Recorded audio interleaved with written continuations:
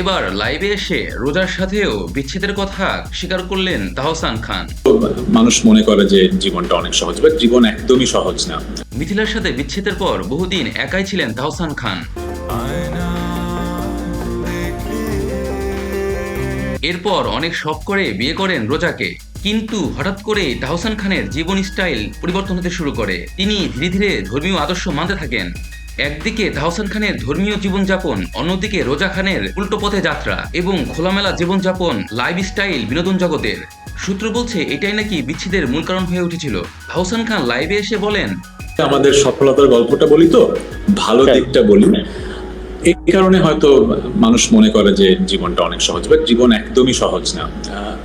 আমাদের জীবনে অনেক স্ট্রাগলের গল্প আছে যেগুলো আসলে কখনই কাউকে বলা হয়নি। উল্টো দিকে মিথিলাও হাতছাড়া করেনি এই সুযোগ। তিনি এক গণমাধ্যমে বলেছেন, তো মানুষ বাস্তবে মানুষের জীবনটা তো এরকম না, মানুষের জীবনে অনেক ধরনের আপস অ্যান্ড ডাউনস থাকে এবং এটাই রিয়েলিটি। অন্য 10টা সাধারণ মানুষের মতো আমাদেরও জীবন। তো সেই জায়গায় থেকে মনে হয় একটু পার্সোনালি মানুষ বেশি নিয়েছিল। আর সোশ্যাল মিডিয়ার তো তখন এটা কত সালের কথা, ওই সময় যে সোশ্যাল মিডিয়া অনেক মানুষ সোশ্যাল মিডিয়াতে এনগেজ, অনেক মানুষের ফেসবুক, তখন social media is upcoming, right?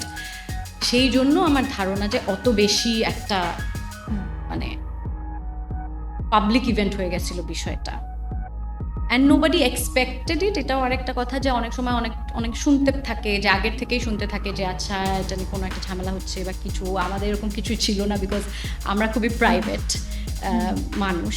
যদিও খবরটি এখনো কেউ নিশ্চিত করতে পারেনি। বন্ধুরা, নতুন নতুন ভিডিওর আপডেট পেতে এখনই চ্যানেলটি ভিজিট তো করো। এটা একটা শখ ছিল হয়তো সবার কাছে, সেই জন্য ইট বিকেম দ্যাট দেখো। Big of an event. But আস্তে আস্তে মানুষের